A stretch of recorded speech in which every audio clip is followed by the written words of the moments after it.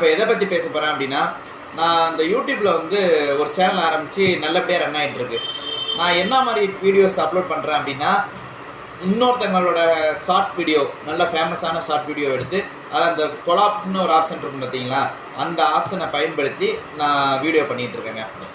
2 நாளைக்கு முன்னாடி ஒரு நம்ம யூடியூபர், ஃபேமஸான யூடியூபர் வந்து எனக்கு கால் பண்ணுறாங்க. என்னோடய பர்சனல் நம்பருக்கு கால் பண்ணி, சார் நீங்கள் எங்கள் வீடியோ வந்து யூஸ் பண்ணியிருக்கீங்க, இது வந்து காப்பிரைட் நாங்கள் கேட்போம், அதனால் நீங்கள் உடனே அந்த வீடியோலாம் அழிச்சிருங்க அப்படின்னு சொல்லி கேட்டாங்க.